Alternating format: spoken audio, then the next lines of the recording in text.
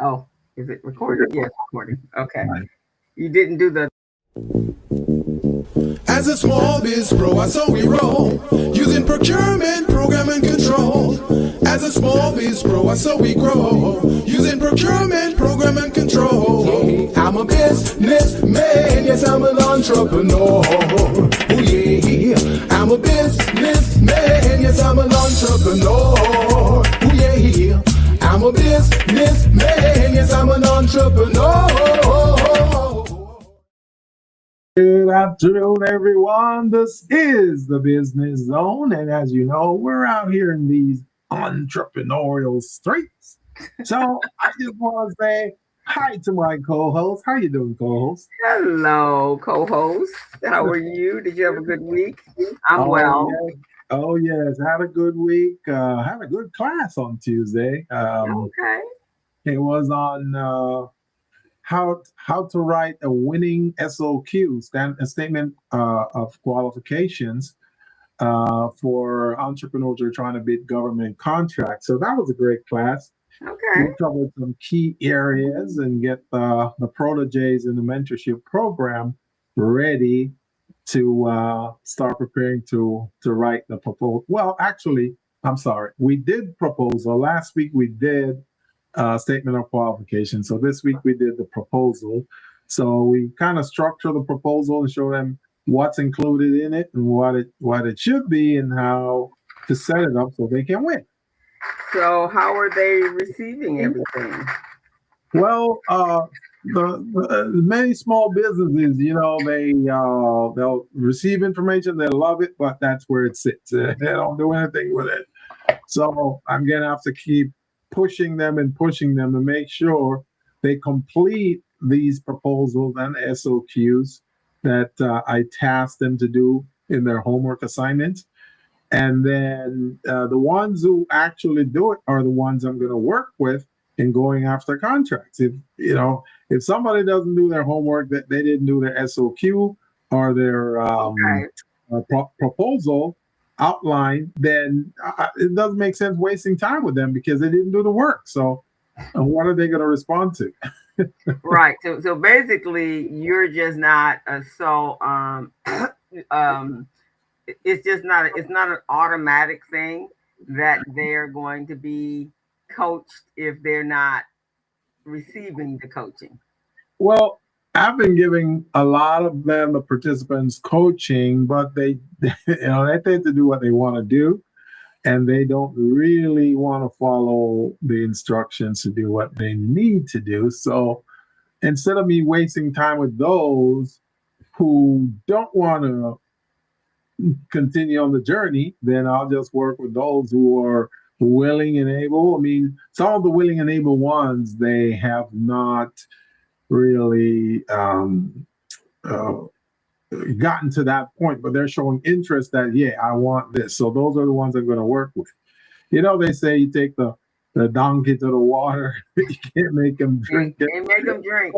And it's funny that you said that because I had a meeting yesterday, all the coaches with the Urban League, and uh, with our what's the name programs, we have to do 10 hours, 2 hours each for the Intuit program now. Yeah. Intuit is requiring that. Hey, who's that? It's Who we got there? We got Pat. Is it Pat? yeah. No, it's not Pat. Is that? Is that yeah? So Yeah, basically, we were talking about the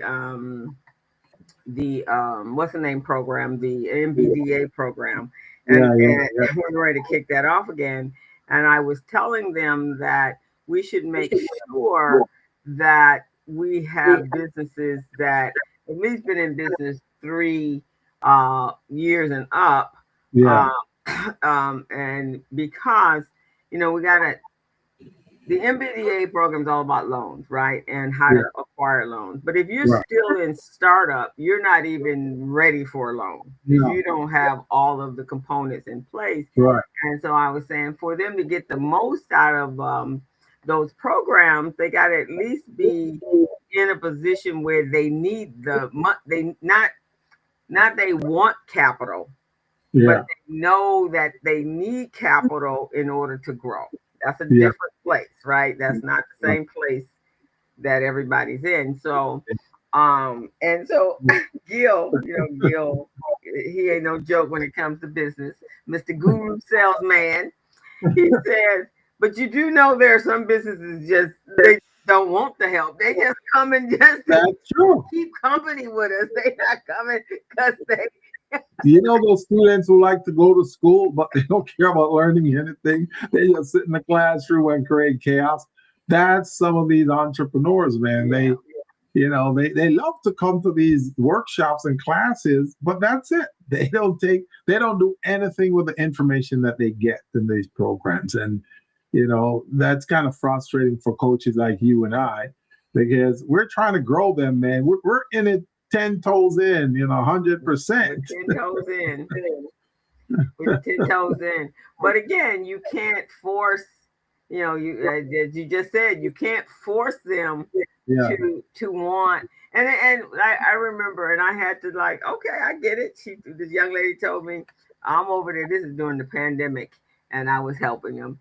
Yeah. And hey, Pat, and going through the process of getting her, her financials ready, and she had homework to do, and so she'd come back every week, and the homework wouldn't be done. And finally, I said, "Okay, look, I don't know, well, I don't know where else I can go." And she goes, "You know what? I just need to be honest with you." I said, "That would be a good start." And so basically, her honesty was, "I don't want to know how much money I'm spending. Wow, really? I like what I do. I like to shop," because she had a little dress shop. She goes, "I like the shopping. And so therefore I'm not I don't really want to know all that other part." Okay, well fine. Now I know where I stand, and Hmm. I won't keep browbeating you. I will give you some suggestions, but I'm not gonna go overboard with Doing research and all of that stuff for them. no, because she didn't just told me where she stood. So I ain't gonna get in the way of where she is. So Oh man. and there are some business owners, some businesses that they want the education, but there's some other psychological stuff that's there as well. The fear, the fear, and that's a different type of coach. That's a true life coach. Mhm. Even some psychology, actually, in some cases, where they just don't want to. They just don't want to pull the trigger like that. They not 10 toes in. They not Mhm. 10 toes and 10 feet. They like the idea to say, Yeah. I have a business, and this is what I sell. And no, I ain't trying to do nothing else other than that. So you just have to know where you stand. Now, Mhm. those of us that are coaches, then we have to Yeah. have boundaries. Just like any Mhm. psychologist. If my purpose is to guide you to X, Y, and Z, and your purpose is not to be guided X, Y, and Z, then we got a problem, right? Right. Right. So I can't. There are other people that definitely could use our services and want our services, and no hard feelings. But when you're ready, then come on Yeah. back to us. Right. But other than that, we have to make the decision that they don't want to go to that water and drink. So And the thing about it is, we're willing to put in the work as coaches. We're willing to put in that work to help mhm. these small businesses. We see them going astray. We go over, take their hand, and we take them along with us. But they got to be willing to do their part too. Do their homework, do your homework assignment, do some research also. Don't just rely on what the coaches are telling you. You got to do some work. Look at a basketball team. The coach didn't teach them just how to play basketball. They learned that before they came to the coach. Now Right. the coach is guiding them on a system that he or she believes that is a successful system that can help them to win. And that's really what's going on with us, what we're doing with small businesses, man. But like you said, many of them, you take them to the water, but they're not ready to drink. Can't force them to drink, Gilbert. I'll drink next month. I'm not ready to drink right now. Come back when you're ready. Yeah. No, that's just the way it is. But I'm glad that it's going well. You guys are how far in now? We've done 8 classes so far. So the ninth class will be coming up this coming Tuesday. And this is the one where we're going to teach them how to find contracts, how to find government contracts. So I have a list in my, me, I think outside of the box. I don't do like regular people. So I come up with unique things, So I got to. Business is about being outside the box, man. You can't be thinking normal. Not nowadays. Normality. Well, first of all, normal to most people doesn't have any AI inclusive in it. So we are not in normal business times anymore. Right. So normal business times is what we used to do. Now we're in now times, and we need to be ready for the now times. And that's what this podcast is about today, taking your business next level in 2026 and beyond. And a part of that is having to think and operate outside of the box. You got to be different. You cannot be cookie cutter like everybody else out there, because everybody else is cookie cutter. So everybody's looking at them like, you guys are all the same. So you got to show some level of difference and show how your value is really going to help that contract provider or that client or that customer. What can you do differently? How can you save me money? How can you save me time? How can you provide me some resources? And if you can do any of those 3, then you're solving my pain. And that's who we're in business for, solving their pain, not our own pain. And then we tend to benefit from it. So well, kudos to you on your course moving forward. And thank you. Hopefully you're recording it, and then you can just kind of like just set it on its own thing next time. Yeah. So one of the things that I'm doing here, I'm working with my programmer, because I thought I would just email the video presentations to the proteges in the class. Mm-hmm. But it's too much work, because some people are asking for all the recordings from class 1. I'm going, wait a second, I've been sending this since class 1. How come you guys didn't access that information when I sent it to you? Now I got to go back. And these files are some huge files. These video files. Video files are those MP4s, right? Yeah. They want me to go back to class 1. We're at class 9 now.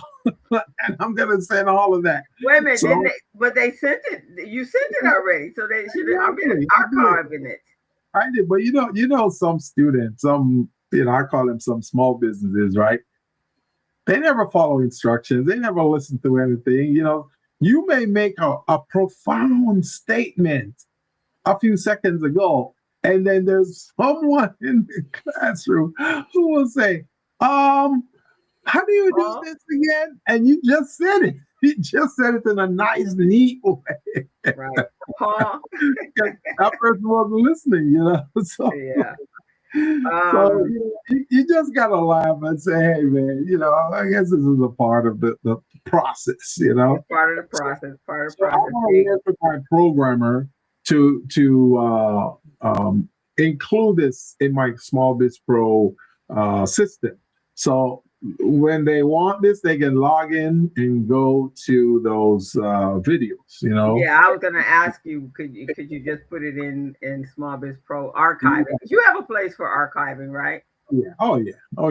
So that's what they're going to do. Just go to Small Biz, because this is another thing why I gotta I got to do that because I got to force them to use because they're not using it. Oh, wait a second. There's so much resources in Small Biz Pro. You know, if a small business is really paying attention, they can be so rich. They can be so prosperous using Small Biz Pro because it's a wealth of resource. I got everything in there, everything they need to know. Right. Right. Yeah. And Yeah. they're not using it. I'm going, oh man. When you and I were coming up as entrepreneurs, can you imagine if we had a system like Small Biz Pro available to us when we're starting our business or we're in the first 7 years of our business? Man. I was telling last Saturday we kicked off Biz Institute for this winter spring of 25, 26. Mm-hmm. And so a number of the young people, their parents were there, and some of their parents were entrepreneurs as well, right? Yeah. And so I'm saying, if I had what we had, what you guys have, they're like basically superheroes because everything's at their fingertips. They're from the digital age. So, and I was telling them, I said, and one of the dads laughed. I said, because when I had to do my business plan, which at the time was 36 or 37 pages. It was no 12, it was no one sheeter or no 14-page pitch. It was 37 pages. 12 of those were financials that you had to struggle through and make them yourself. Yeah. There was no template out there. Yeah. And I don't even think, when my first business, there wasn't even a QuickBooks. So no, there was, what was it? Peachtree. Yeah, that's what was out there. You weren't going to use that for your regular small business. Yeah. But for my target market research, I had to reach out to the Census Bureau, the U.S. Census Bureau. For your research data? For my research. And they sent me a stack of, because it's for that, the ages and all. It literally was like 4 or 5 different packages, and they stood as high as a dictionary. And then you, of course, had to scour through each and every one of them. I told them, I said, now you just put in who is my target market for a bakery business, and I'm selling unique cupcakes, one of a kind cupcakes, and then it just spits it on out to you. So yes, Gilbert, anything that we have right now is better than what anybody has right now to do business. I'm telling you, man. And even in Small Biz Pro, when you go to marketing on the left tab there under back office, there's one that says marketing. When you click on that and you say, I think it says find my market data or whatever, you go in there. There is gosh,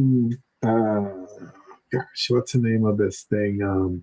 It's a database used by Dun & Bradstreet, right?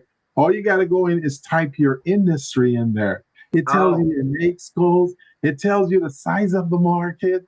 It tells you what your competitors bigger than you, what they're raking in terms of revenues, and what percentage of the market they control. All of that is business plan data, And many of my small businesses, man, they don't care about that. They don't care about it. Yeah, because again, a lot of our the businesses that we work with, they don't have they didn't come up in that same time. They were working for somebody. They're brand new businesses. Now there's some that have been out there for 20, 30 years, but majority of them that are coming to us at this stage is they're kind of brand new. So well, I'm glad that is going well. So it's on our show. Series 2 of it started in April. So we're going to start that in April. And I'm going to try to do some more massive research. I want to bring in more folks. I want to bring about 30 people in that series. Yeah. And so you don't have to do all the teaching. So you don't have to do all the teaching. You get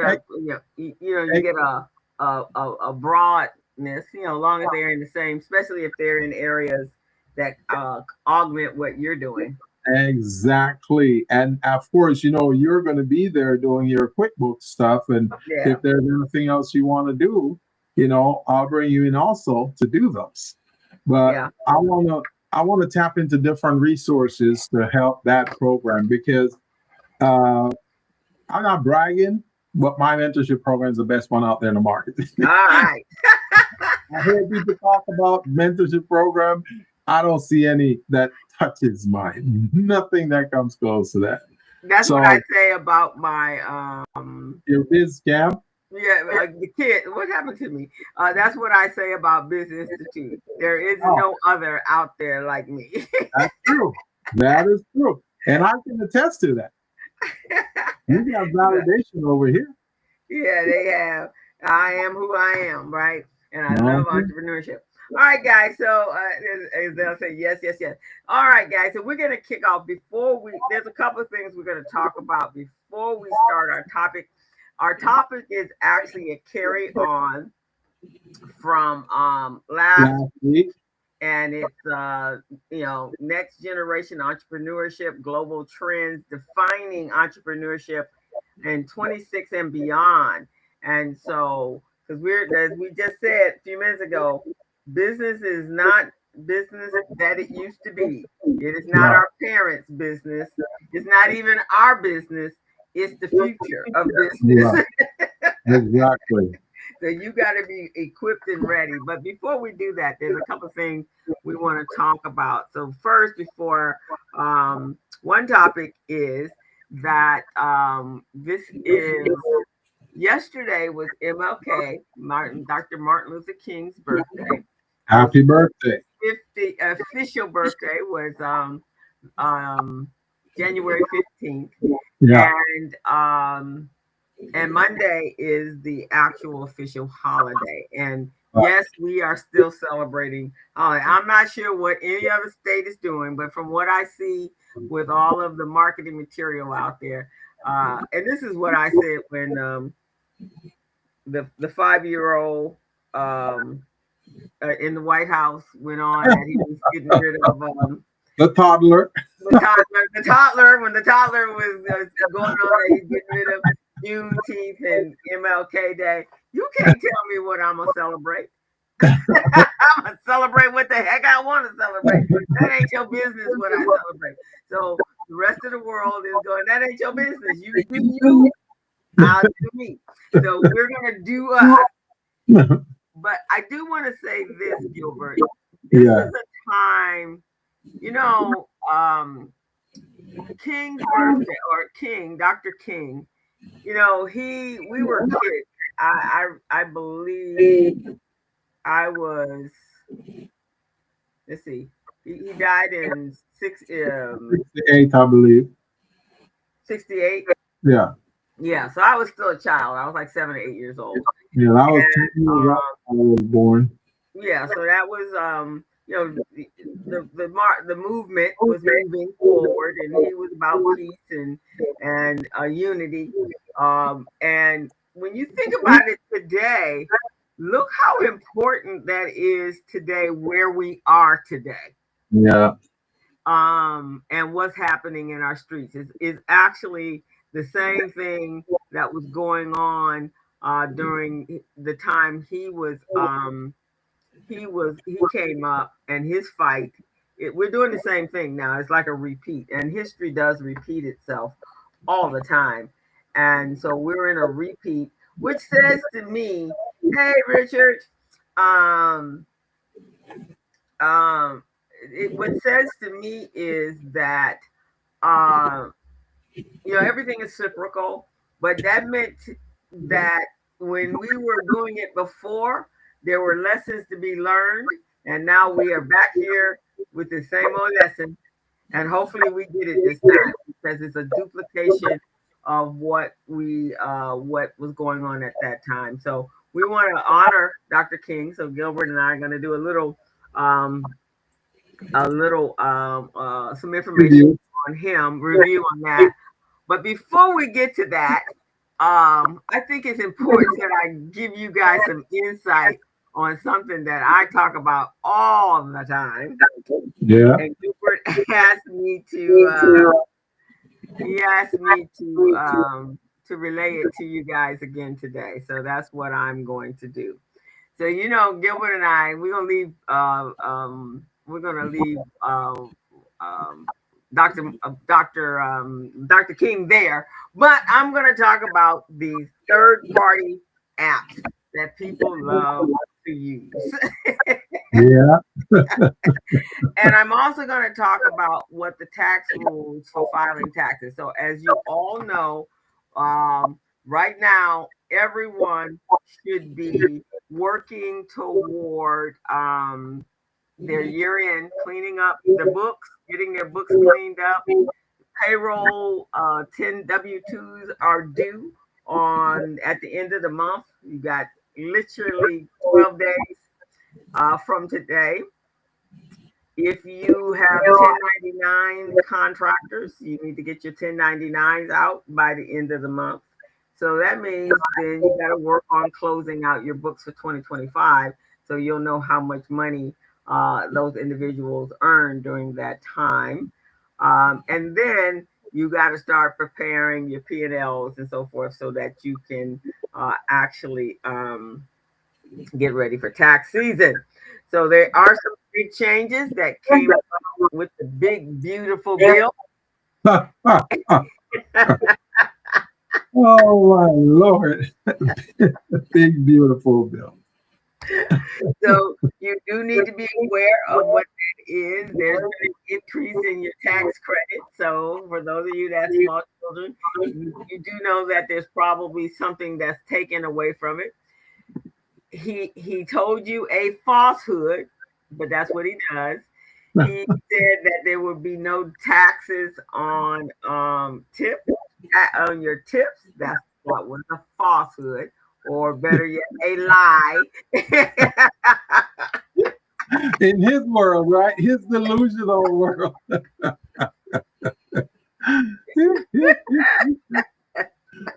is hilarious. So now you really want to know and sit down with your tax person to understand where you are and what has changed. What has changed now? Once he goes wherever he's going, then these taxes, these uh, tax rules will change again. Because right now the taxes is in the big beautiful bill is about the rich not having to pay taxes, but us poor people having to pay all the taxes. So there's probably some other hidden big bill taxes in there. But here's the one that I want to discuss: is about you using third party pay portals for your business. We use accounting systems for a reason, and the reason is one is you can keep track of everything, and there's some things that are being looked at now. And I had a client yesterday, Gilbert. Yeah. She's a sole proprietor, Mm-hmm. but she's a sole proprietor, and so there's no law that says they have to have separate bank accounts, right? Right, right. But the city of Los Angeles is saying, you know what? We can't make heads or tail out of these accounts. They did an audit. They came out to do an audit. Right. And one of the The flags. city did an audit on her? Uh-huh. That is serious.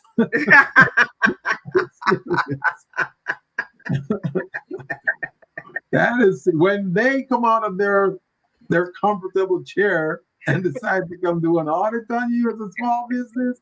That is serious, man. Yeah, so that's one of the things they were concerned about is everything is commingled. Mm-hmm. And she didn't have an accounting system to separate it. And so here's what all of the tax people and everyone is some of the things you need to be worried about.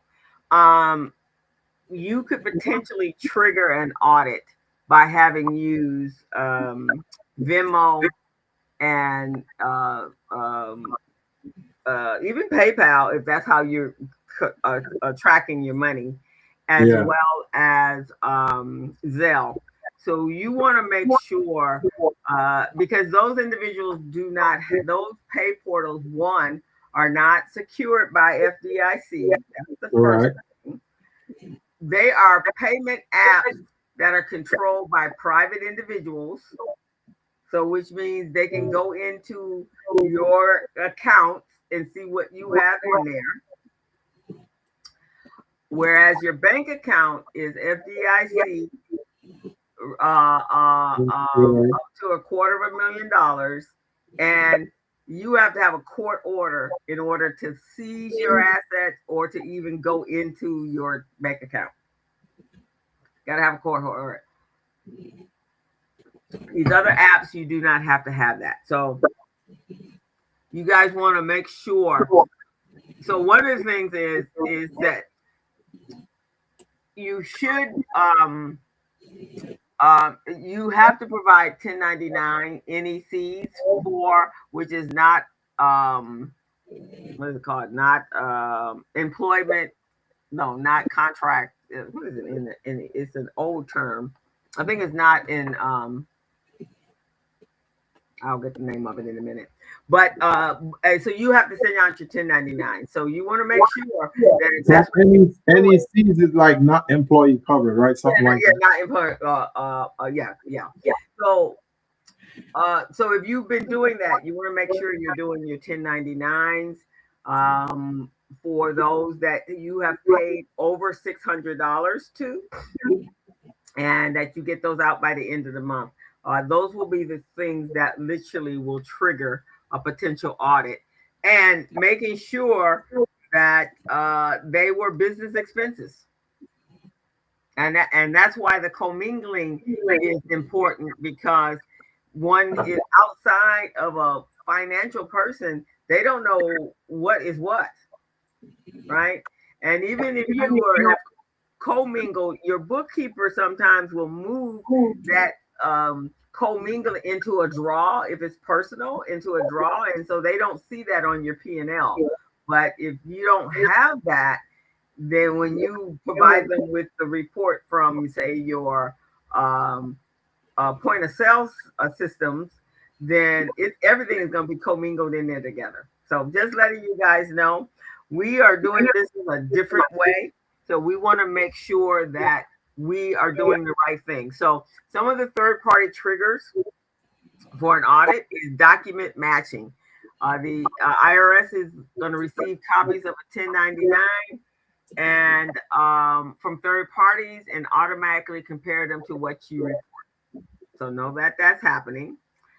And Form 1099-K, which is payment processors like PayPal, Venmo, Etsy. Those of you that are receiving money through different revenue streams, which is wonderful. We're going to even talk about that today.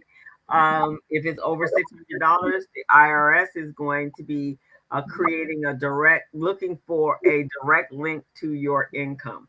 So you want to make sure you are clear. If you're using Cash App, say, thank you for, I purchased whatever, a soda. But thank you, my dance class or whatever. Be very, very clear about what it is so that they will know that it's not income. You're paying back a loan, huh?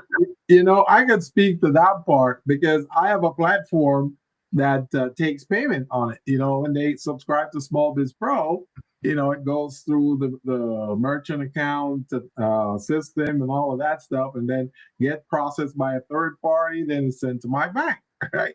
So there's a lot of rinsing and washing going on there, right? So when it goes there at the end of the year, the bank will send me 1099-K, like you mentioned, right? Mm-hmm. And when I look at that 1099-K, man, I'll go, what? You mean I made all this money? And then all of this is going to the government? No. So that's another thing that with small businesses who are using payment portals, like merchant accounts and all of that, who are not paying attention to that money, because that money goes straight in your bank. And a lot of them, they don't look at that. They go, oh, that's money in the bank. I don't have to worry. Right. They're not reconciling. So, hey, it's just money in the bank.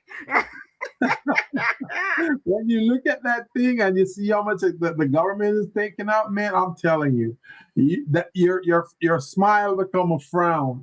And one of the reasons is, let's say you're out to get, let's say you're using the same Zelle, Venmo, it's for everything, right? Cash apps. And someone at dinner pays for the whole meal, but you have to reimburse them, right? Or they're Right. reimbursing you. Well, unless you actually state that this was a reimbursement for dinner, then it's going to look like income. And so Right. now when your 1099K is not going to match what you actually have recorded in your financial reporting. Right. So that's why you want to be careful. Mismatched figures, unreported income, these are all things that flag for even small amounts for returns. Other common audit triggers are high deductions, large deductions, particularly for business expenses, home offices, and reimbursed employee expenses and draw scrutiny. So be very careful, because sometimes and I've always told my clients, Gilbert, just Yeah. accumulate calculate, especially if you're not on payroll, and Hmm. you're not at that place where you can put yourself on payroll. So just calculate what your household expenses are, and Right. then make sure you're very, very clear. This is the draw for the owner's uh, uh, expenses, home expenses, or whatever you want to do. So now, when you go to file your taxes, you'll have more, because if you're a sole proprietor, you're gonna be doing you're gonna be filing one tax return, but with a Hmm. Schedule C. So you just want to be clear of what that is. High returns with high income are more often selected for review, especially if there's been a major jump.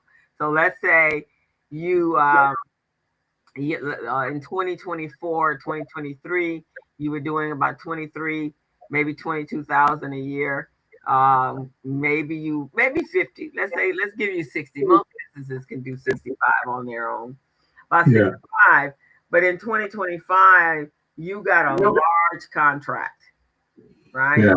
And that contract, say, is for and over the year, $100-something thousand. Well, that's a big jump, right? Yeah. So how you going to explain that big old jump? And if you had subcontractors to help you fulfill that, again, if you don't do that 1099, there is Hmm. nothing to match what you pay that person. And so you want to make sure, because all that $100,000 may not have come to you.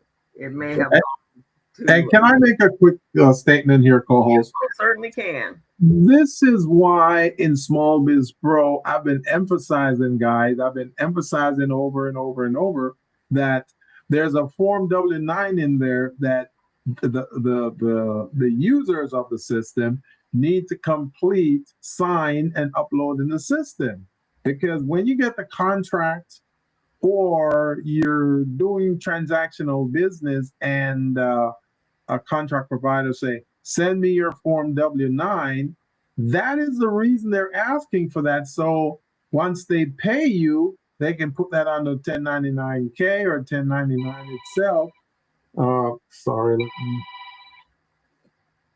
I'm sorry about that. That's okay. Let me turn this thing off. Yeah. So when you do those, that's how those contract providers or clients know how to send your information to the IRS and say, okay, I paid Gilbert 150K this year. So this is the amount you need to tax him on. You see what I mean? Now, so if a contract provider didn't send you that Form W-9 for you to fill out, and then he pays you, then come the end of the year, he may not send you a 1099. And then it's going to be up to you and the IRS to figure out, okay, what my taxes are going to be, you know? But if the contract provider made a mistake and not request a 1099 from you, then that's on him or her, you know? But most of the times they send you a 1099 before they even pay you your first check. They're not going to pay you anything. I mean, W-9. if you didn't fill out a W-9 and they didn't request a W-9, then it's all fair game. So that's exactly. I just want to put that out there. And that's very, very true. Now this next one is what you need to do, and that's part of that what you need to do, Gilbert. This one is for Richard, because Richard Palais is in the financial lending business. So here's the thing, guys. And I get this all the time. I don't want to pay any taxes. So in certain businesses where it's cash and carry, it's not like you're invoicing or anything. You just get cash in exchange for your product. You don't report all, and not all of it goes into your bank account. And so sometimes it just goes into your purse or your pocket.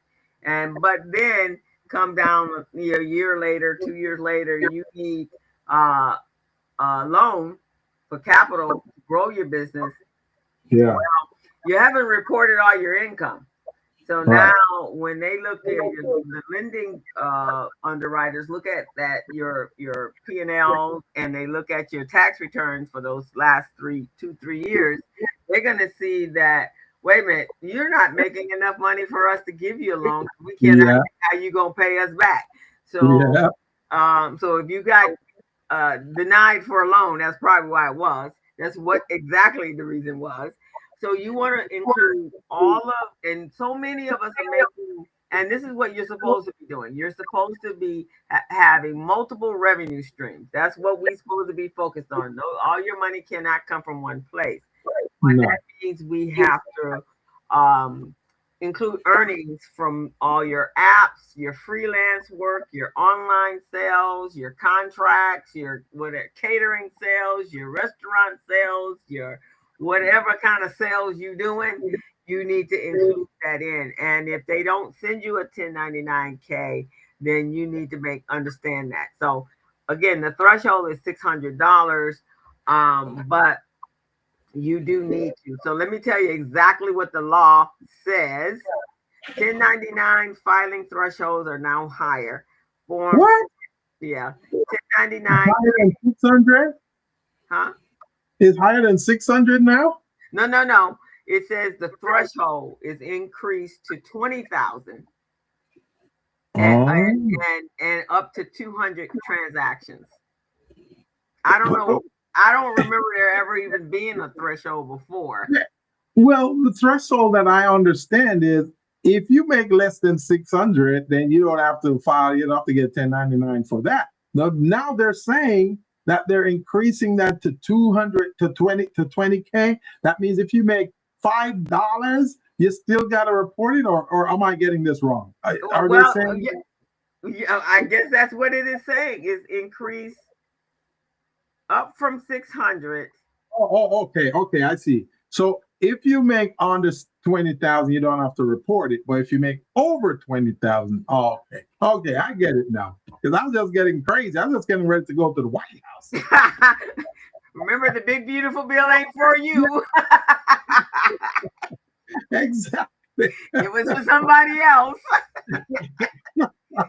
So if you use PayPal, Venmo, or similar platforms, you may not receive a 1099K with the new threshold.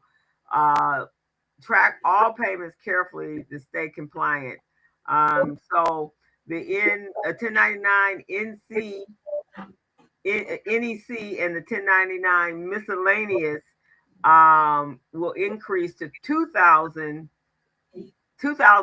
in 2026, up from 600. So that's a benefit actually for you. Yeah, that's good for small businesses, man. Yeah. That's good for small businesses. So if it's under $2,000, you don't have to worry about filing. You don't have to worry about filing. Now, then there's going to be a 100% bonus depreciation back.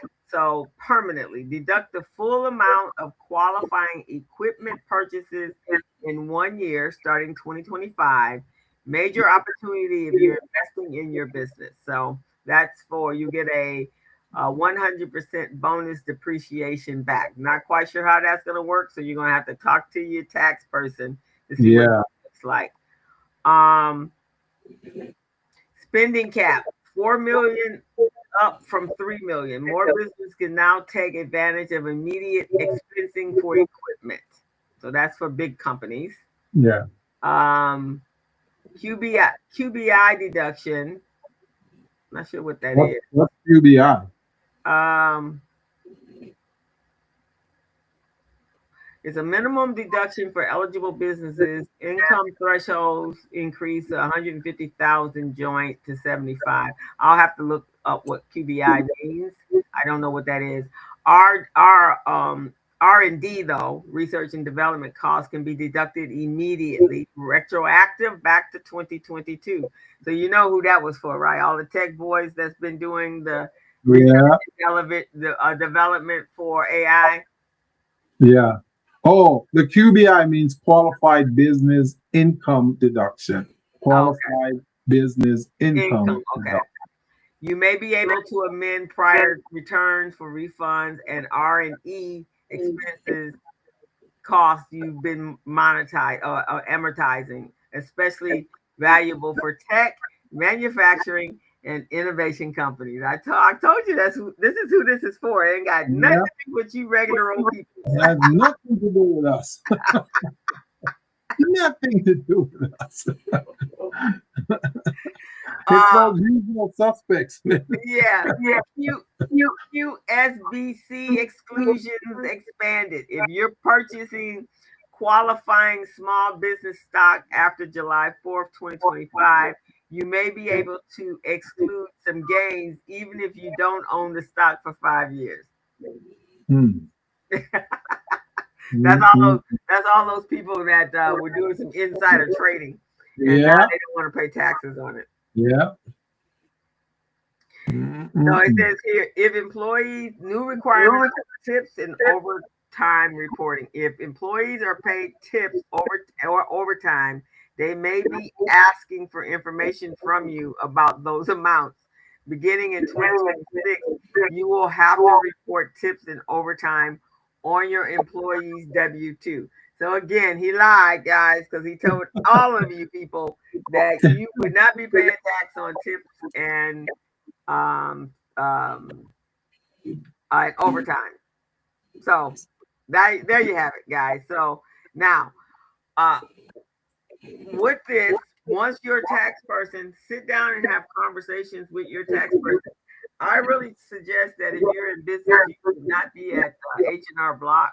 You need to have a tax person so that you can sit down and now be working on strategy for 2026, making sure that they explain all of the changes and how it may affect you for 2026. All right. I have one of those, man. This guy is really good. So I have a couple that I refer people out to. So if you do need a tax person, either Gilbert or myself, that are really, really, really good, that can help you out. Just be very careful. Make sure there's no typos or anything on your tax return. Look at them. Don't just, go review before they send them off, because, especially if you're going to the neighborhood tax people. All right. Hey, you know what happened last year, co-host? What? After he did my taxes, he sent me something and he said, okay, you're supposed to get back, I think it said like 240 from the state. So I'm saying, all right, cool, So I'm sitting there waiting for the state to say, hey, I got some money for you. I'm still waiting, not getting it. So I said, wait a second, let me call the state. Hey, state, what's going on with my money? State said, we don't have no money for you.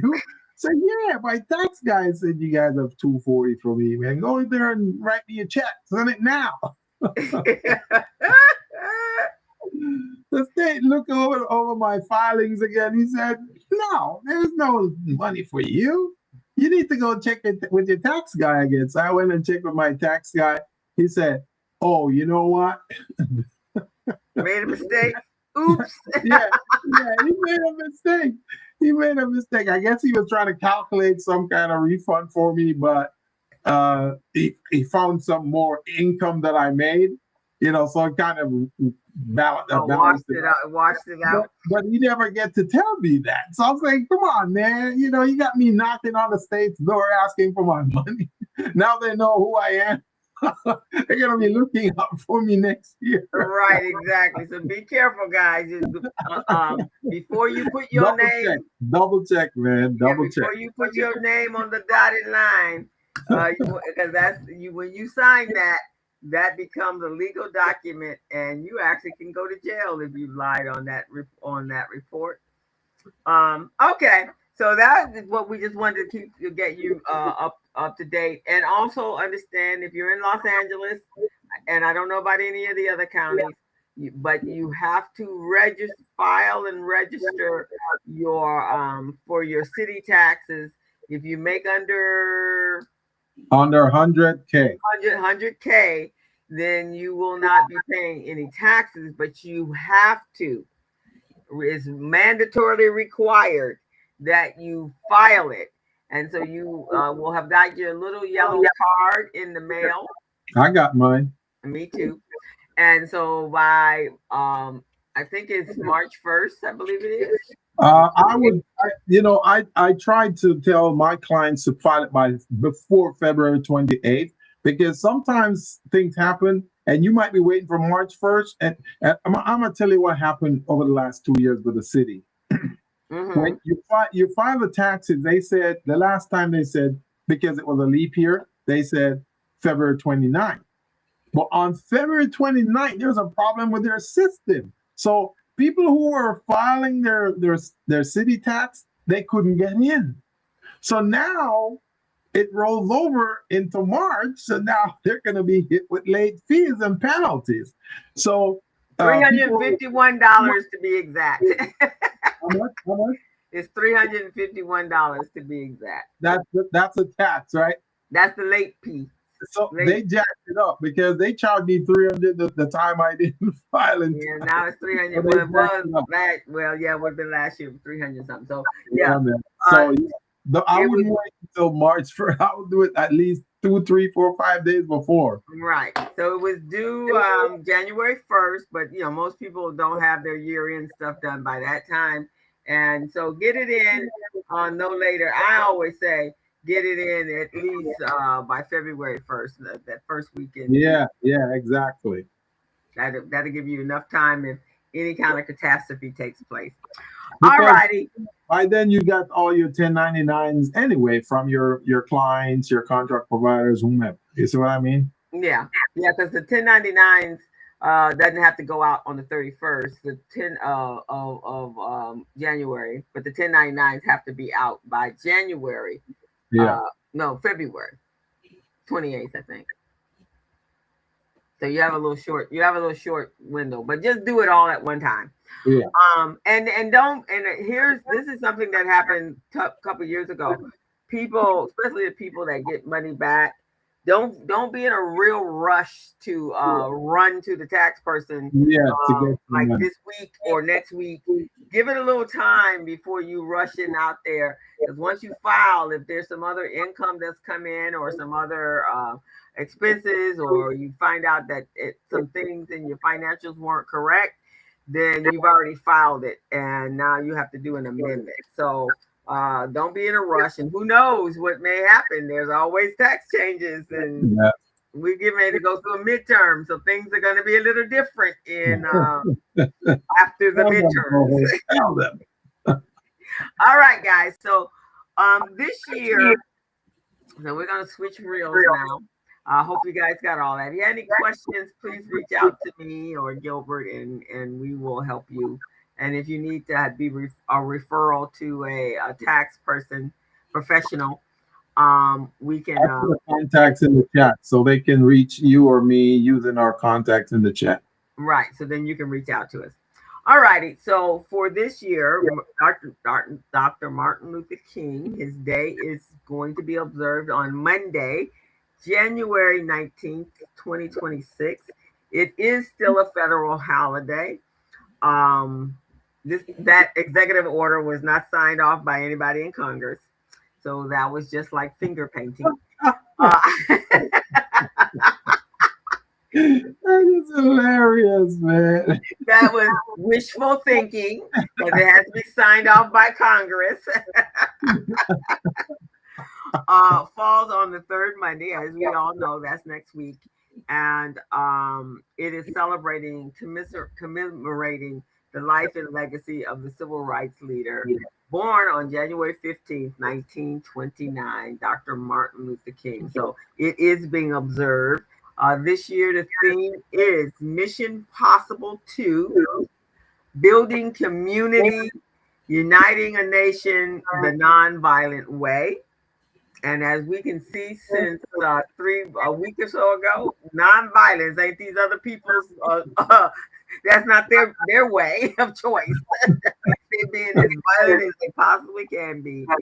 And so, MLK Day is the only federal holiday designated as a national day of service, often called Day On, not a day off, encouraging Americans to volunteer in their community. So right now, there are a lot of communities under siege right now.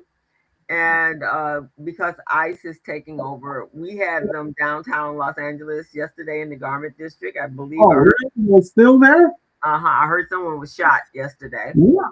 What's wrong with these people, man? Yeah, and there was some 2 shot in Portland over the weekend, and of course the young lady in Minnesota. The Black Panthers have come out in Philadelphia. Oh yeah, they coming out with they one guy said, "I'll blow a hole in your chest big as a tree trunk." I was like, "Oh my God!" So they're not looking at the nonviolent way, but and since the Second Amendment is never going to be gotten rid of, so everybody they're basically so now that's what's happening. Gilbert, it was funny. I was watching a YouTube channel. I ain't never seen a white man so excited about the Black Panthers in my life. This man was just like, he's an independent journalist. He goes, "Oh my God, the Black Panthers are come to save us." The Black Panthers are coming. The Black Panthers are coming. That's hilarious, man. Because they'll take the Black Panthers with semis, with rifles and machine guns and sawed-off shotguns and long guns over ICE. That is hilarious. So, what is going to be open and closed? Federal government offices. 1-335-914-321-122-8-125-292. Oh, okay. Local government buildings, including the DMV, U.S. Post Office, the New York Stock Exchange, and most major banks, B of A, Chase, and Wells Fargo, are all going to be closed. Retailers will be open. Your major retailers typically remain open. Mailing and shipping, UPS will not deliver mail and will not have a standard pickup or delivery. So just know that. National park admissions. Juneteenth has been removed from national park admissions. List of free. Oh, they're not there. You now have to pay. So on Martin Luther King or Juneteenth, you didn't have to pay. Now you have to pay. Unbelievable. And you no longer have free entry to state parks on MLK Day. That is crazy.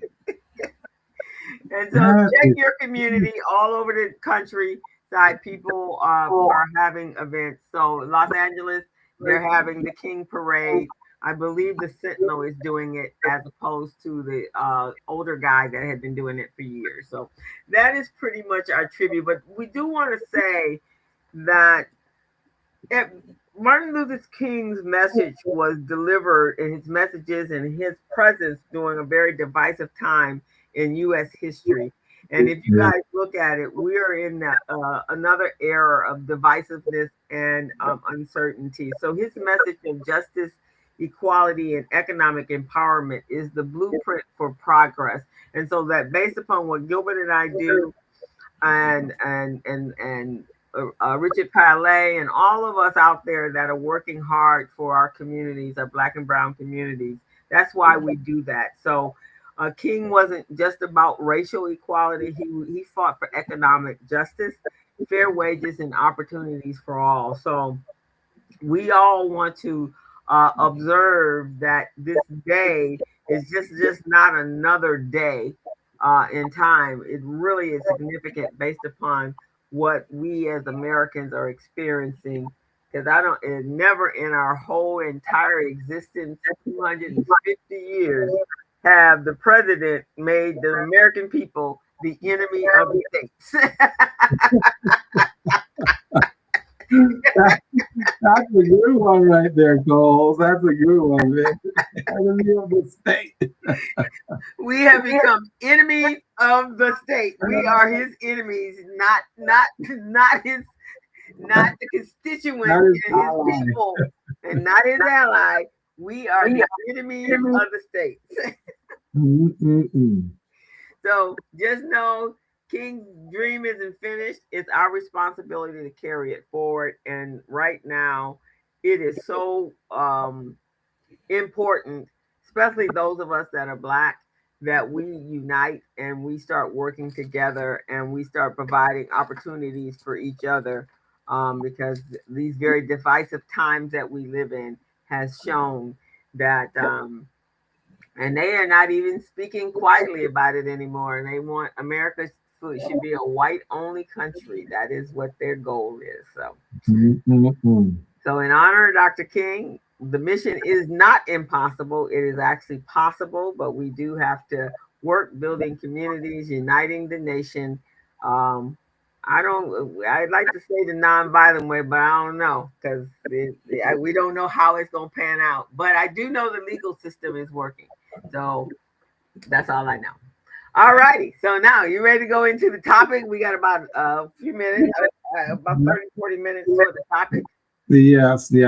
So last week we covered, I think, 6 or 7 bullet points in next level, how entrepreneurs will be viewed and are expected to operate in 2026 and beyond.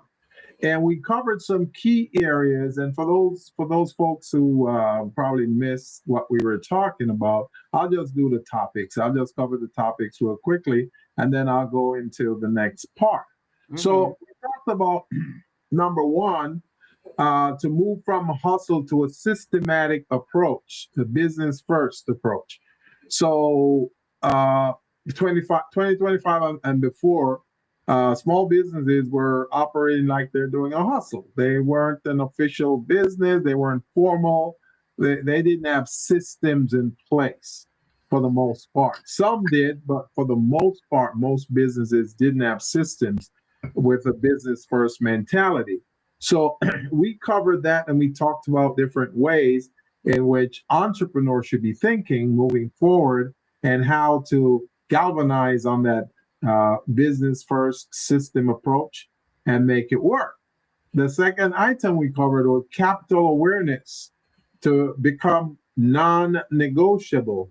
So Crystal covered that part, and she talks about cash flow, understanding cash flow, not just revenue, maintaining access and flexibility to capital, and we covered lines of credit. What some of the things that small businesses need to have in place in order to obtain lines of credit and to be looked at respectively by lenders. Right now, lenders don't trust small businesses. They don't care about them. They don't respect them. And I want you guys to start thinking about that. If somebody invites you to their place and they don't respect you when you show up, you're not going to linger around. You're not going to hang around. You're going to leave. You're going to, these people don't respect me. So it's the same thing with bankers and contract providers. They don't trust small businesses. They don't respect them either. So small businesses need to start building within themselves internally how they're going to make themselves stand out and be respected in the marketplace, in the banking industry, and also in the contract providers environment. So Crystal and I, we offer all types of things to help you to build up your capacity. So when it comes to lines of credit, you guys can stand out. And one of the things that I talked about is an upgrade that I did with Small Biz Pro, my platform, that now if you guys are looking for a loan or a line of credit, you can go into Small Biz Pro, you click on a button at the tile that's called Loan Request Summary. That's the name of the tile. When you click on that, the system is going to ask you for what your current asset is, what your current ratio is. It's going to ask you what your current liabilities are and your equity position. And then it calculates. It's going to ask you how much money you're looking for in terms of line of credit. You put that in. And then it calculates and it gives you some ratios. It tells you what your quick ratio, your debt to equity ratio is. And then it gives you a narrative and it tells you, hey, because of the working capital that you've accumulated, you are eligible for this 50K that you're looking for. You're even eligible for more. Oh, wow. You see what I'm saying? So that's what we're doing for small business moving forward, 2026 and beyond. That's what we have here.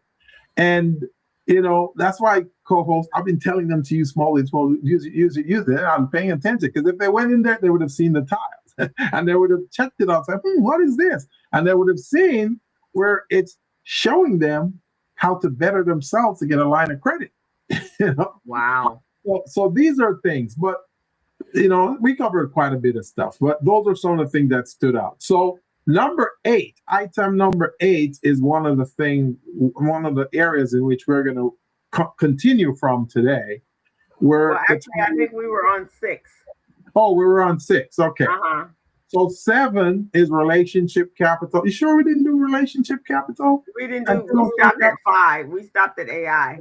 Oh, okay. So number 6 growth then, huh? Is no longer linear. Okay. Which is the whole purpose of your class. So you want to go ahead and do number 6 and co-host? Yeah. So guys, we kind of talked about this a few minutes ago about growth isn't any longer, or doing business the same way is no longer an option for you. So the optionality over a one-way growth is just not going to happen because it requires, it takes so much to run a business today, and depending on the type of business you're in, and then you find out there's some catastrophe that goes on in the world, like the infant in the White House, and you realize that some revenue, your revenue streams have just been shut down, right? If you're doing contracts and all of a sudden you've been doing, you've been making your money that way, and all of a sudden that's no longer an option. Now you have to figure out, where am I going to get this money to pay for my employee, my staff, and so forth and so on. So next level business is going to be designed, or you should be designing your next level business with multiple revenue streams, as I said earlier, strategic partnerships and JVs, licensing, white labeling, and retainer models, and an exit, a succession, and a partial liquidity plan. So can I touch on that a little bit, co-host? Yes, you can. Well, you remember, co-host, we did probably a year and a half ago, or maybe 2 years, we did exit strategies, right? You remember we did succession planning and exit strategy? That's what bullet number 4 is about, covering. You want to have an exit strategy so that you can pass on your legacy to either your kids, your family, or you can even sell the business. I built my business to sell that business. I have family, but after I sell the proceeds, some of that can go to my family. But I have my exit strategy and succession planning that way. But the bullet before that, which speaks about multiple streams of revenue, that's something, co-host, you've been preaching for years and years. As long as I know you, you've been talking about small business need to have at least 5 to 7 different streams of revenue. So if you got one right now, let's say you're selling candies right now, then you got to figure out figure out 5 to 6 other ways to come up with other revenue streams. Maybe you need a subscription for those candies, so that's another one. Or maybe you need to put some T-shirts and put candies on it. I don't know, but those are different streams, and I want all small businesses to start thinking that way, because that's the only way you can build your money. Exactly. So if you're selling, say, like you were selling candy, at pop-ups or whatever, right? Well, maybe you want to reach out for strategic partnerships with an event planner. And, there's a big thing now about the dessert bars, right? The candy bars, or kid events and graduations and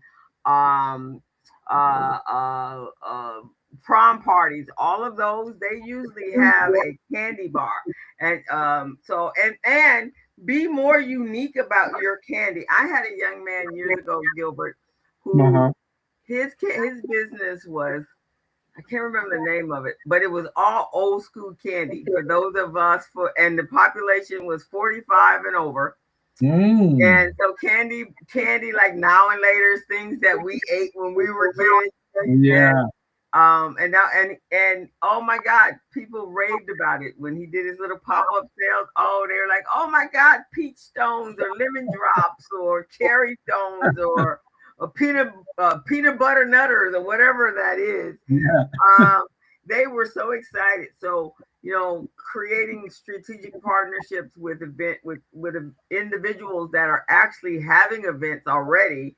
Now you can provide an additive and augment that event for them.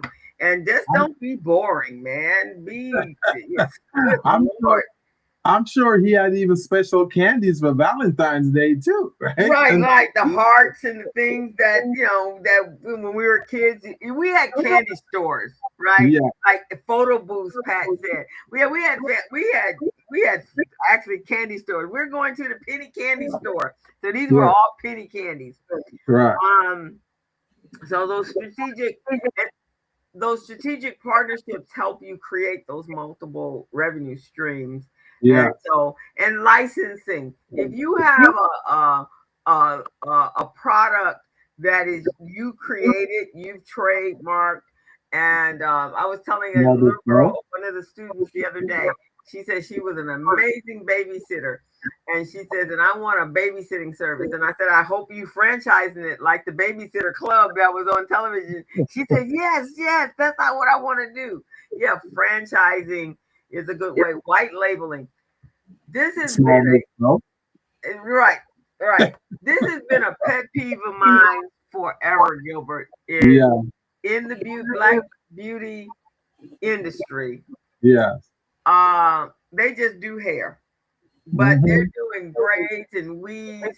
They send you down the street to the Korean beauty supply store and tell you to buy your hair there, as opposed to them going to buy the hair, have it in the store and in the shop, and people can buy it and they don't have to go anywhere. Having white labeling products to wash your hair when you get home. And I had one stylist tell me, but then they won't need me. Oh yeah, they gonna need you. See, they're thinking small, man. They're thinking small. And see, the white labeling that you mentioned, licensing and white labeling. So those are two of my big objectives for 2026 and beyond with Small Biz Pro, because I want to reach out to a lot of organizations, the ones who are doing economic development, and I want to license Small Biz Pro to them. Now, a lady approached me last week. She runs a health training program, and she wants me to white label Small Biz Pro for her. So we're gonna set it up so that it has some of the features that I have right now, but it's gonna have healthcare stuff in it. They're looking for healthcare consultants, healthcare entrepreneurs, that type of thing. That's what they're looking for. So you see how we have the questionnaire, the business readiness questionnaire, and contract readiness. They're going to have a healthcare readiness questionnaire on there. See what I'm saying? So I'm going to set that up for her, And that's a licensing deal right there. That's renewable. That is awesome, Gilbert. Awesome, because the more people you do that with, now you're building your bandwidth and your expansion.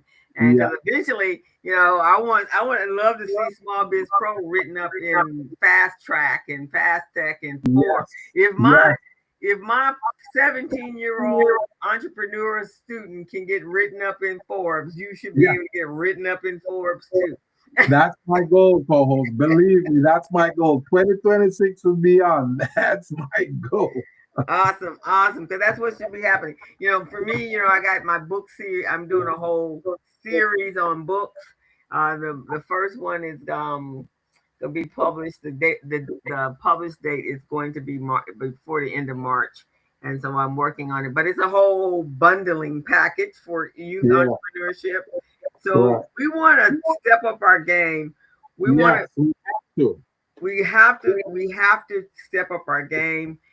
We have to build a business that gives us choices now. And here's the thing, you're almost forced to do it because there are some very routine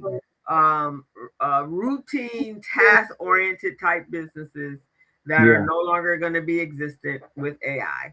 Right. You want AI to be your thinking partner, and you want AI to be able to help you make more money.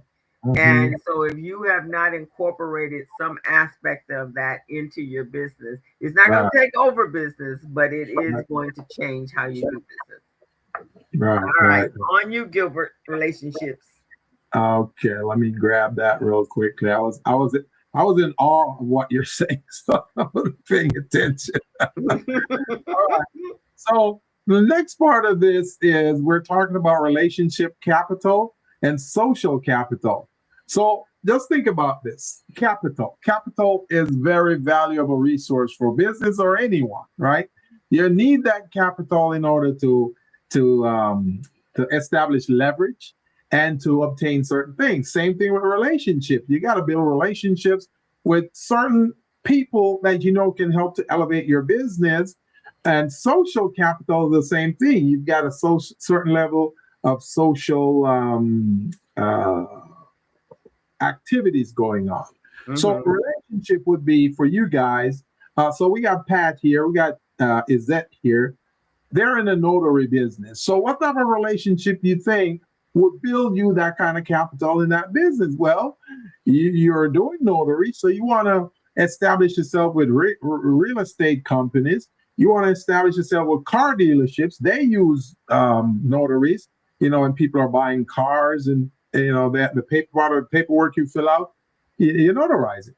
You can even align yourself with small businesses because when they register as an LLC, they need an operating. If there's more than one owner as an LLC, they need an operating agreement, and that operating agreement needs to be notarized. So all of those things are different relationships that you guys are building that can bring you that capital. Now, the social capital would be getting involved in certain social groups, and that social group could be, let's say there's a network of different types of businesses involved. You become a part of that too. So now you have access to all of these different guys. So those are ways that you can look at it. And one of the things it brings to you is institutional trust.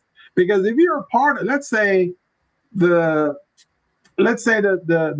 group that you reach out to is at UCLA, and you've got attorneys, you've got real estate, you got all of those combined there, because of the fact that you're in that circle. Now people trust you, and there's an institution there. So it's like, people are saying, hey, if these people weren't vetted, they wouldn't have been a part of this. So we're going to trust these guys to do business. And then what it also does, it establishes a referral ecosystem for you. So people can refer people to you, and they'll know that they can trust that referral because it's coming from that group of folks that's trusted institutionally. So that's another way, guys, you can look at it. To become a next level owner, you must intentionally go out and seek out these types of groups, these types of entities. And here it's saying to curate, but instead of curate, I want to say articulate your business mission, your vision, goals, and objectives. So that's going to come in the form of what? Your elevator pitch, which we're going to cover in about 2 weeks. So that's what we're talking about, guys. So that's what I got to say, co-host, on that one. And you're so right. So as a there's two things. My guru, Dr. George Frazier, had when I first started my business, he said, build your network before you need it. Yeah. And so that's something that the philosophy that I've used. And the other one is that you've established such a reputation within the networks that you operate in that if you're going to be a speaker or sit on a panel, you don't even have to send a bio, because everybody, they already know who you are. They introduce you. Yes. And they never even received the bio because of the reputation that you've created and the network of individuals that you've created, your relationship capital within the community that you're in far exceeds you. You don't even know people know you, and that's what happens with us. People come up to me and say, "Oh my God, I was at the gym, at the park, getting ready to go into water aerobics, and I came in and spoke to the people, the attendants, and this lady came up to me. She goes, "Oh my God, you're Crystal," and I'm like, "Yeah, I hadn't seen her before." She goes, "I've been on your podcast, and I recognize your voice." Isn't that amazing, co-host? There are people out there who know us so well, and we don't even know who they are. That's because of the information we've been disseminating. It helps them. It's helping them in their lives. Yeah. So that's what you want to do, is to build that, and especially if you're going to need funding or anything, you're going to have to build relationships with your bankers. Yeah. Everyone should have some relationship with with an attorney and their CPA, their tax advisors, their business coaches, and clients that longtime clients that that can make referrals for you to increase your business. I met with a client yesterday. Now, we know each other in the community, but I've never worked with her. And I said, out of all these years, I don't know how you've escaped me. She said, "I don't know either. How did I escape?" I said, "I don't know. I've known you as long as I've been involved with RBD, and somehow or another you escaped my coaching. Because if you had been with me all these years, we wouldn't be here. I can guarantee that." Unbelievable, man. Unbelievable. You said something there that's crucial, co-host. You said they need to get involved with their business coaches. Yeah. Remember that, guys. Your business coaches. It's good for you. And that's what I told her. I said, we're here to help you be successful. And it's your tax dollars. You've already paid for it. So why are you not, especially with those of us that work with other organizations who provide services, why are you not taking advantage of your tax dollars? The IRS takes advantage of your tax dollars. Services are already paid for, guys. Take advantage of it. So number 8, is that mine or yours, co-host? That would be mine. So I'm gonna finish that up, Gilbert. That next level business is being introduced without a formal bio, because your reputation, your presence, and your impact has preceded you, making traditional credentials unnecessary. So that's what you guys should be achieving or striving for in 2026. Yes.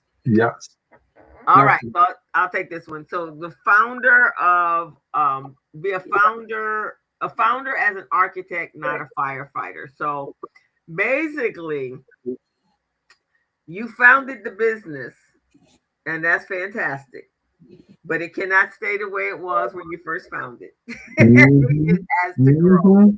Yeah. So the owner of the business role is you have to evolve. For the business to evolve, you have to evolve.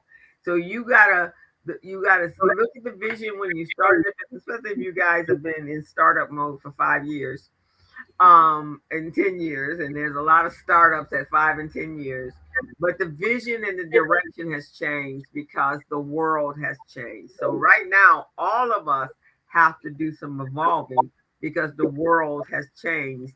And just like the introduction of computers in the 70s, AI is an introduction, just like with the computer, just like the introduction to though, as my girlfriend says, her mom used to say the worldwide, the WWW, the World Wide Web. When we were on dial up on AOL, the world has changed. And so you have to change with it. You have to have a capital strategy. You just can't just be out there like you slinging out the back of your truck. No, but you cannot be a you can have a sideline gig that creates some of your multiple revenue streams, but you cannot be treating your business like a sideline gig. Yeah. Cannot. Yeah. In today's world, it's vitally important when we get to the place where we're hiring staff that we have a company culture, Mm-hmm. standards, and we stand by those standards. We don't get Yeah. caught up in what's going on outside world that is going to affect your net profit in the inside world. Bottom Right. line is we're in business to make money. And so if you lose your customers, which is 100% of how you make your money, then you've lost your business. So Mm-hmm. know that your customers are a valuable asset. Just like, and for us, like the customer, the consumer, black folks, we represent 1.3, I think it's almost $1.7 trillion in the consumer marketplace, but we don't get 1.7 or $1.3 trillion of respect. So think That's true. about that, guys. Are you getting $1.3 trillion consumer respect from this Mm. country that we live in? So stop spending your money so frivolously with people that don't respect you.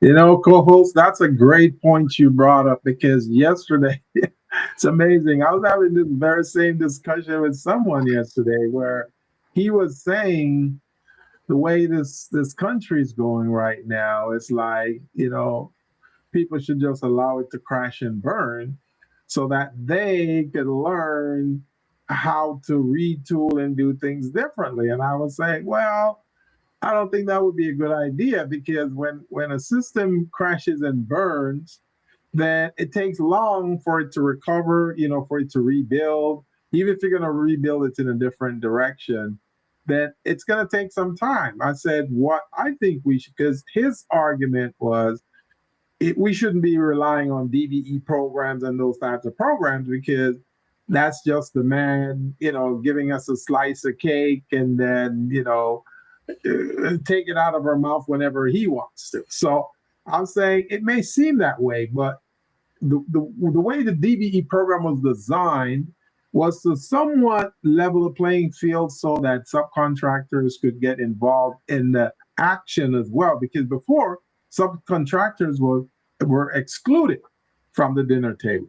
So Mm-hmm. now, with that system in place, they're allowing us, to sit at the table. May not give us enough to eat, but we'll get a little something to eat. And if we can collect as much as we can to become self-sufficient, then we can take that self-sufficiency and go build elsewhere. Because I was giving you an example. I say, so for example, if I get a $10 to $15 million contract, I wouldn't have to rely on that system to keep getting contracts from them. But I take that $10 to $15 million and I would establish a program that we can now use to do business and trade with other Caribbean countries, other African nations, even South American nations who want our resources, our talent, our skills, our services. We don't have to do it here in the US, because they've excluded us from the table.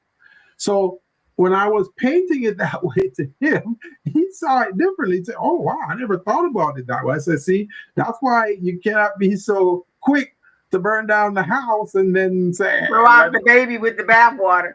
Yeah.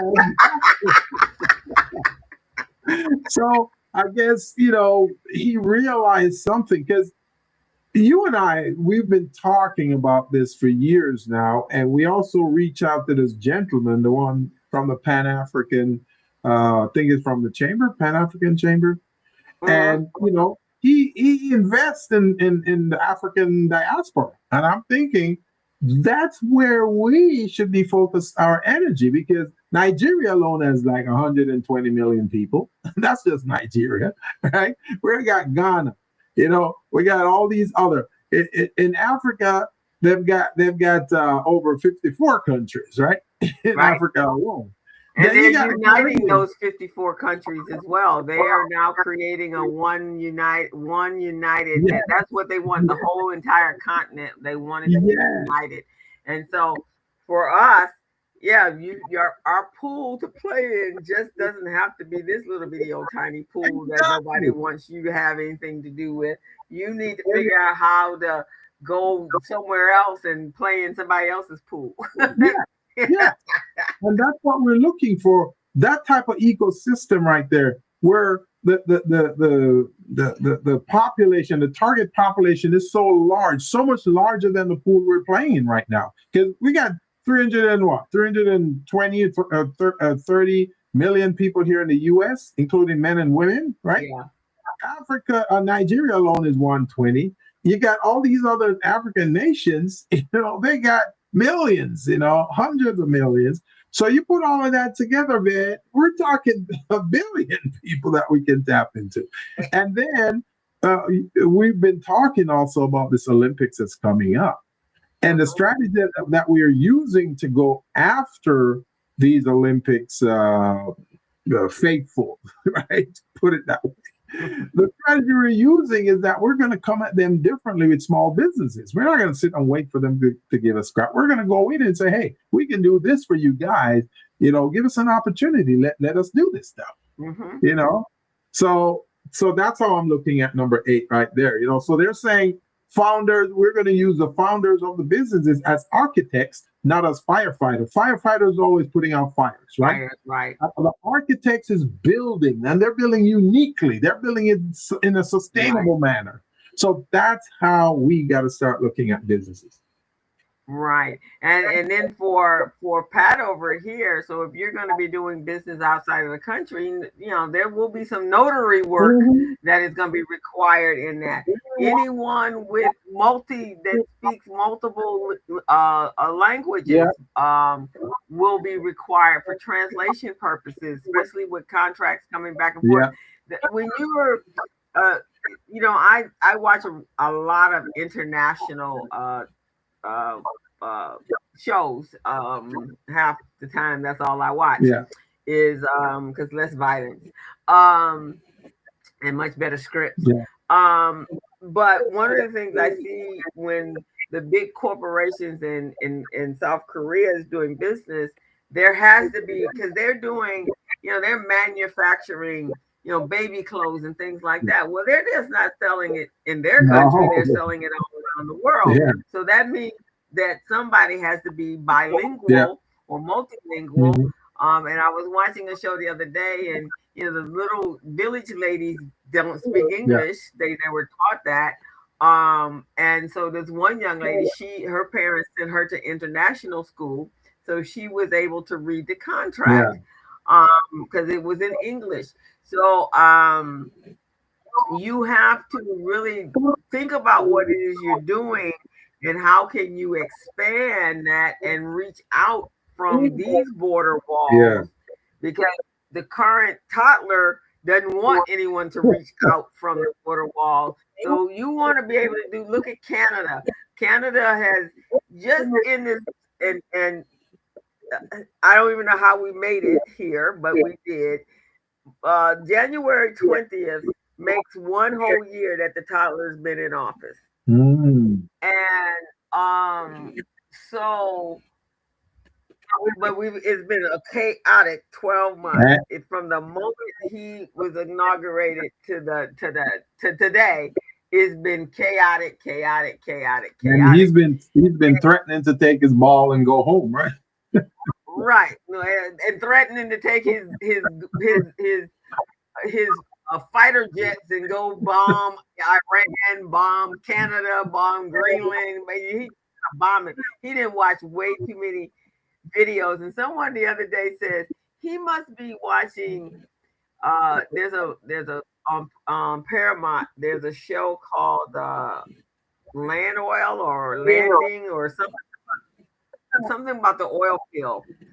About the oil fields. Yeah. And he must be watching that. So he must have watched that before he decided that he was going to go in his way to take the oil field. It's because it's out of Oklahoma. And then there's one called Tulsa, Oklahoma. Sylvester Stallone is playing in that. So he must be watching these in the middle of the night when he can't sleep and thinking that we can reestablish this in real life. Is that complete chaos? Complete chaos. That's what he's about. Yeah, we have to look at way out the box. But yes, Africa is uniting, and there's so many other countries that because all of these crazy tariffs, these other countries are growing now. We're going backwards to 1850, and they're going forward to. You notice the Chinese recognize that, and they started investing in these nations, right? They recognize that, so Yeah, I've increased my stock portfolio to include foreign countries. I am now investing in foreign IPOs. Anyway, which is a great transition to topic number 9. Being resilient, right? So they're saying resilient is a new scale. They say you got to scale your business. If you started out with say 500 customers, you want to scale it up to 1,000, then scale it up to 2,000, then 4, whatever. So this is what we're looking at right now, resilience. And in order to be successful in 2026, we got to be able to measure certain things, and that measurement is achieved by our ability to absorb shocks. And what kind of shock are we talking about? We're talking about when bad things happen in the economy to affect our revenue, our interest rate, our ability to increase our portfolio. That's a shock we're talking about. And one of those shocks is this stupid tariff thing that they're talking about there right now in the marketplace. I mean, that's not helping us, it's hurting us. So our ability to withstand that and be flexible goes back to what you and I said earlier about investing and doing business in foreign countries, because that's one of the ways in which we're going to absorb that kind of shock. We're going to move on. We got to speedily adapt new approaches, new style, new systems in order to make them work for us. Kind of like AI, we talk about AI all the time. Some people are reluctant to adopt AI because that's not for me. I gotta replace us. They're gonna replace our workers. Well, if you keep sitting on the wall going, they're gonna replace you, you might be replaced.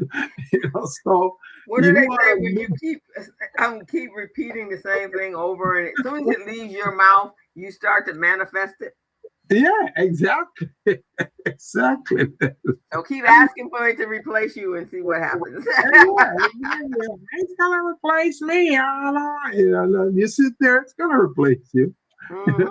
They're saying workforce instability. That's something that's needed also. So if you can generate some level of stability in the workforce, people are going to feel comfortable about coming to work for you, and especially if you're compensating them. Like I say right now, when I work with certain labor force, I pay them prevailing wage, and I don't have to, because the rate, the minimum wage or the market rate is a certain level, but because I want that stability, I want trust from these labor force workers. I pay them more than what the market rate is, and that keeps them committed to me. And that's really what you want. They talked about the different types of leadership. One of them is one of those leaders have reverend power. And reverend power, kind of like Martin Luther King and Bill Clinton, uh, and Obama. Those people will make you do things for them, even if you don't want to do it, just because you believe in their leadership. So that's the kind of stuff I'm looking for in my workforce stability in order to keep that going. And then cash endurance. If you have workforce stability, so you're speedy in your ability to adapt, and then you can absorb shock, any type of shock that come by, then the cash endurance will be there because your business will be continuous. That's when you have that business continuity plan. Right. That will allow your business to keep working, keep producing, like that money machine. That's what we're talking about. You have anything you want to add to that, co-host? No, all of that is exactly correct. You have to, you have to be Gumby. You have to be flexible, and we should have learned that from the pandemic. Yes, you got to be able to turn on a dime nowadays, and be able to embrace. And in that, the only other thing I'm going to add to this, Gilbert, is we as business owners have to take out time and read. There are some great books out there, and I'm going to start adding some of them and at the end of this show on books that can help you expand your thought process, expand your brain, see how other people are doing things. I got like 4 books going on right now, but I'm reading Richard Branton's book, and he wasn't. There was no silver spoon for him. He was his father worked hard. His mother was a flight attendant, and he Richard Branton is dyslexic. Oh, he is? Severely. I did not know that. School was not something that he could do. He was failing everything. The only reason he liked going to school was to play football, soccer, and then he got injured. And then that was it. He had no other reason. The teachers are like, you ain't getting none of this. And at that time, there was no special ed and things like that to help him out. So he started his first business when he was in high school. Yeah. Because of that. And he was, when you read his book, he's like, he was negotiating for space because he had all these he was starting a newsletter, and which is the beginning of a lot of his stuff. And he always had the desire to go to space, but he couldn't go to space because he didn't have the education. He could never become a scientist. Right. And so you learn things about them that help shape them to the people that they are today. And so that's so you really need to enhance your reading reading list, so you can Audible. If you don't have time to read it, then you sitting working, and get Audible and pull in some books. Pay a monthly fee. I pay a monthly fee for Audible, and I get credits every month. Yeah. And if I haven't pulled any books in, then that means like right now I have 3 credits sitting there, and that will buy you a whole book, and you can listen to the books instead of reading them if you don't have time to read. But you have to expand your mind. You have to expand your world. Travel should be part of that too. But if you can't travel physically, then travel through a book. That is true. I've been reading this audiobook. Or I should say I've been listening to this audiobook by Warren Buffett. Oh, I love Warren. Warren is my man. Amazing, man. The more I listen to him, man, is the more I say I regretted not meeting someone like him before. Because if I had met someone like him, say 20, 30 years ago, I'd be more than a millionaire right now, Yeah, co-host. because More than, his wisdom is just simplistic. yeah, He didn't, it's not over calculated. It's not a strategy that requires an MBA. It's right, just regular simplicity yeah. in how you do business. So I admire him. When you get down to him, download Richard Branson. You'll admire him as well. Yes, Yeah, yes. because they're all cut from the same cloth. And there's another billionaire, but he's dead now. His name is Charlie Muncher. Oh, that was his partner. That was Warren Buffett's buddy, his partner in business, and they think alike. When you listen to what they're saying, they sound alike because the concepts that they're delivering, man, it's just unbelievable. So they show you how you can turn $1,000 into $1 million over 20, 30 years, And it's not, you're not doing anything extreme.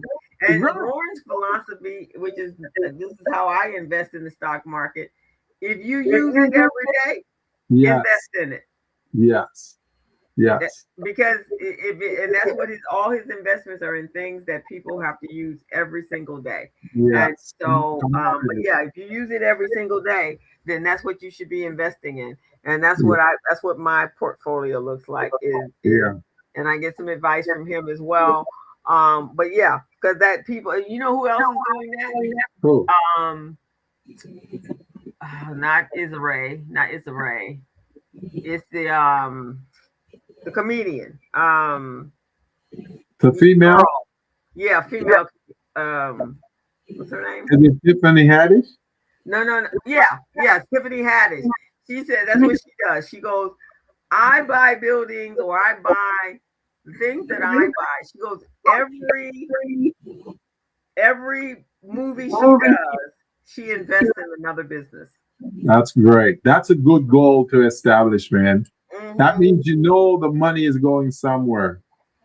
Yeah, and she invests in things in her community. She has supermarkets. She's built low income housing for real low income people. That's great. Not with a lot of games on the backside of it. I heard her being interviewed the other day, and they're like, "Really?" She goes, "Yeah." She says, Right. I was a foster child. I get it. Yeah. And so she says, so I make sure the things that I didn't have as a kid are the things that I invest in for the people in the communities that she's in. So yeah, we gotta look different. And so we're gonna finish up with 10 and it kind of carries on from 9, so we can end the show today. But its impact and profit are no longer separate. So next level businesses, you need to be looking at creating quality jobs, investing in skills and leadership. Yeah. Building reputational equity. Yeah. And contributing to the economic ecosystem. Get involved in politics, because I know you guys think that politics has nothing to do with you. If you in business, it has everything to do with you. Everything to do with it. You know what laws are coming down the pike, what changes, all of those things. And there's certain loopholes that you can learn. It's unbelievable. And if you go back, there's a book out, and I'm gonna in the show next week, I'm gonna talk about it a little bit. Every black person that came out of slavery and became millionaires or just very comfortable individuals as they were building their business, each and every one of them reinvested in their communities and the fight for freedom, anti-slavery. Every last one of them, that's where they put their money. So they were out there with I think one he actually, every time somebody got arrested for civil rights when they were out there protesting, he was the one that went and bailed them out. That was his money he was used for, to bail out the activists. And so to make sure that they didn't but everything was for the civil rights movement and reaching down and giving a hand to that person below to bring them up to where you were. So we got to look at that, doing that. You know what that concept is called, right, co-host? Recycling black dollars. Right. That's what that is. Recycling black dollars, man. We've been doing that stuff since the 1800s. You know? Exactly. So we're gonna close, guys. Next level businesses. We're not doing this because it's trendy. We're not talking about this because it's trendy. We're talking about it because it's going to improve your longevity and your valuation of the work and the business that you've created. And you've put a lot of time and energy into it. And so the next level entrepreneur is building a systematic, capital aware, trust driven business that can grow, pivot, or exit without depending on the founder's daily presence. You have to be able to take a break. Yes. Yes. So recoup, and your business is operating on an automatic, making money without you thinking about it. That's why you have to have multiple revenue streams, so you can take go and do a refresh, or retreat, refresh, and rinse, re-rinse. The client that I was talking to yesterday, and it kind of broke my heart because I was telling them that, you worked hard for many, many years, especially our legacy businesses. You don't want to create a business, and when you leave, the business leaves because you leave. Right, you put much time and energy. You've built a whole system. You have to have someone to an exit strategy, and you have to be able to provide for retirement plans. You got to provide life insurance. And so she said something to me that was just like, whoa. She goes, well, I don't have any family. Everybody had always tried to take something from me. So I'm not connected to too many people in my family. And she says, nobody will care if I die. Wow. I went, there's a whole community that would care if you die. Wow. Don't ever think that you did not make a mark in this world, and that people would not care if you were no longer living on this planet. That is deep, man. That is deep. So that's what we want you guys to do, is to make an impact. We don't want you to, that statement right there is like, okay, that right there is a challenge just for me. No, we ain't doing it. So I got another plan for you. Co-host, you said something right now that just rang a bell for me. You said you need to have that legacy business that you can pass on to family or the community, right? Mm-hmm. And it made me start thinking. I'm going, wait a second. A legacy business is usually a business that's been in existence, say 20 years, 20 years or beyond, a legacy business, right? My business will be 20 years this year. 20 years. You have a legacy business. So I'm going to be a legacy business in May of this year. Right. You see what I mean? And you don't have children, but finding someone that is like you to mentor. Like I have a whole bunch of them in my world, right?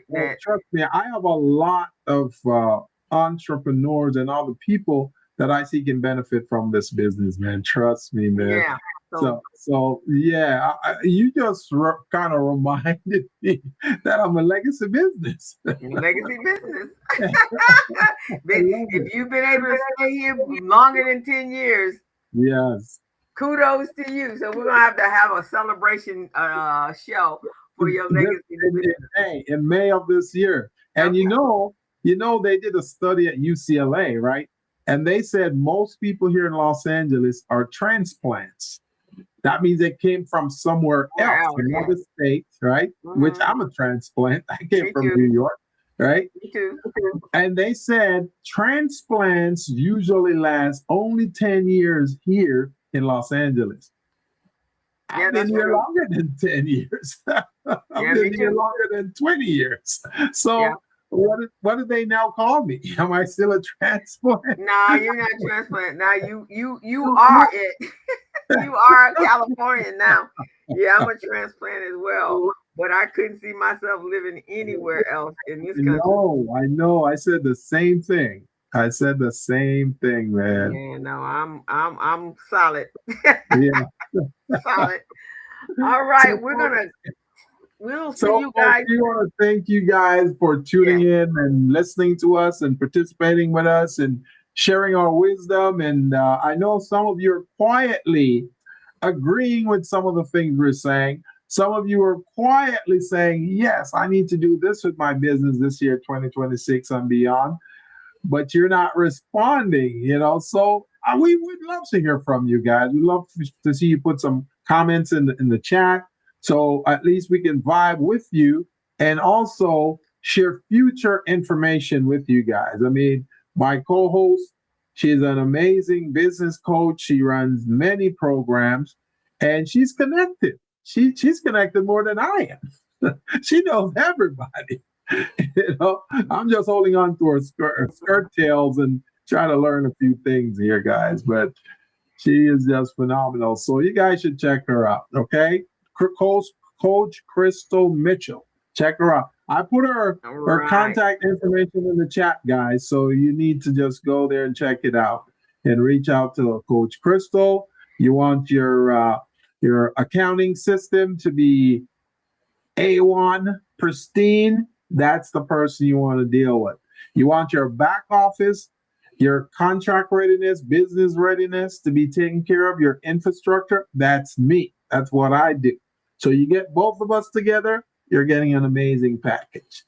Exactly. So go on over to our YouTube channel, hit the subscribe button right there, and become get a notification. Get a notification when we're going to be on, which will be next Friday. Now, next week we're going to talk about alternative funding methods. So tune in next week, guys. We're getting creative this year. We're not leaving one way of doing business. Yes. Do you want to tease them on a little of what we're doing, what we're going to launch this year in terms of bringing in businesses and marketing them on our program? We're going to tell them that next week. Just know we got something fun and exciting to talk to you guys about next week. So, but we're going to be doing some shifting. We're going to do some shifting, and we're defining.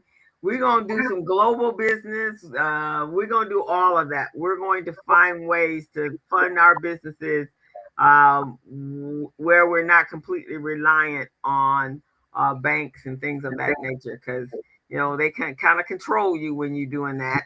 Speaking of that, co-host, speaking of that, I just got this news today, and I wanted to share it earlier. I forgot it, but now I remember. As you said, banks. So 6 of the major banks just came together, guys, and they decide to increase your maintenance fees. That monthly maintenance fee that you pay for you to keep $50 in your account, they decide to increase that. And remember, we talked about how the banks collude, and people are saying, no, they're not colluding. Now, why would all 6 of them decide to do this at the same time? There has to be colluding. They are colluding. That's why I bank at the bank I bank at, because the big ones. And here's something else I heard about, and then we're going to shut down for real. JP Morgan Chase may convert all the money in your account to digital money. Ooh, no. I don't want that. Without your permission. I don't want that. Right. I don't want that. That should be illegal. That should be illegal. Yeah, but we got the Tyler in the office in the White House, and the Tyler don't abide by rules. He has tantrums.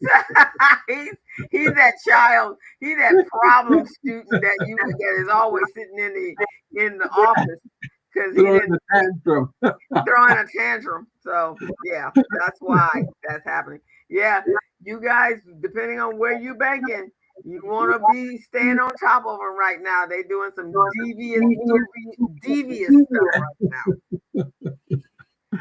Oh man! All right.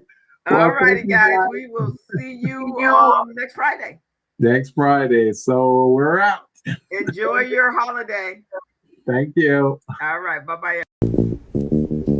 As a small biz pro, so we roll, using procurement, program, and control. As a small biz pro, so we grow, using procurement, program, and control. I'm a businessman, yes, I'm a